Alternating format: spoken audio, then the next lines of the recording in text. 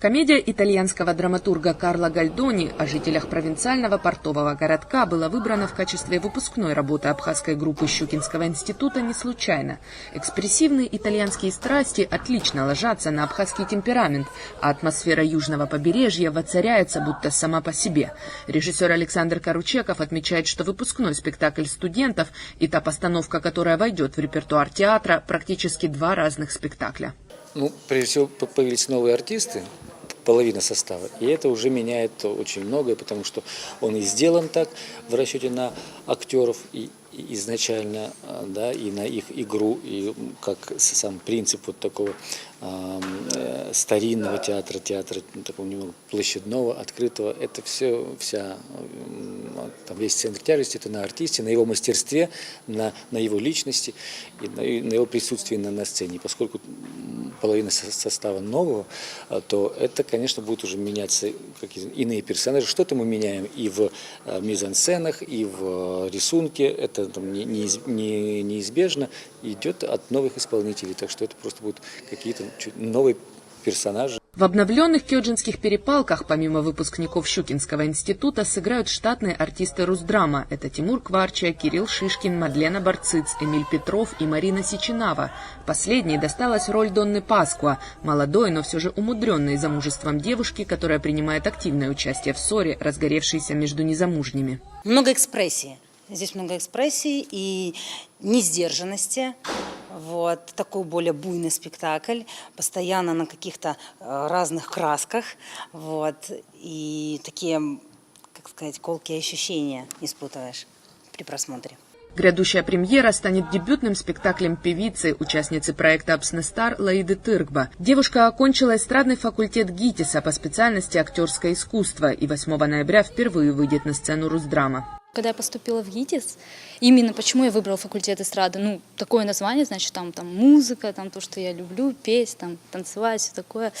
Вот. Но поступив, поняла, что абсолютно не так. То есть ты полностью каждый день ты занимаешься актерским мастерством. То есть у нас была группа именно актерское мастерство.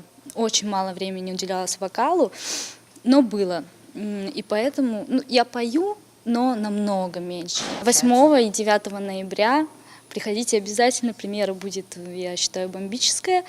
Так что на этой сцене я точно в первый раз, и я очень волнуюсь. Хотя роль, в принципе, незначительная, но все равно ее нужно отыграть, ее нужно сделать. Новые кёджинские перепалки станут дебютом и для Глеба Глазкова. Это его первая самостоятельная работа в качестве художника по свету. Парню всего 16, и он просто устроился на подработку ассистентом, а увидев, как создается световое оформление спектакля, неожиданно увлекся. В спектакле «Все мои сыновья» был Евгений Лисицын. Это первый художник, с кем я познакомился. Затем было несколько человек, которые приезжали к нам на гастроли, они сами ставили, тоже чему-то научился. Также был Алексей Крючков, также из Москвы художник. Он поставил у нас клинический случай. Вот сейчас больше умеем, чем когда приходили сюда. Но это интересно, и это художественная часть, так же, как и игра актеров.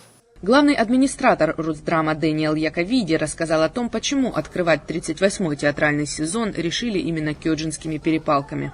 Важно то, что мы открываем сезон 38-й спектаклем «Кёджинские перепалки», потому что это спектакль выдающегося режиссера Александра Каручекова, который прям востребован очень в Москве.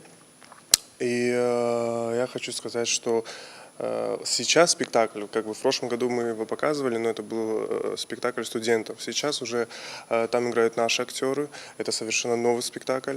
Он созрел в тандем наших актеров и молодых. Не хочу никого обижать, но это опыт у них побольше, у наших актеров. И этот тандем сделал спектакль прям очень таким ярким и запоминающим. Спектакль «Кёджинские перепалки» покажут 8 и 9 ноября. Билеты уже поступили в продажу. Обновленная постановка войдет в репертуар театра.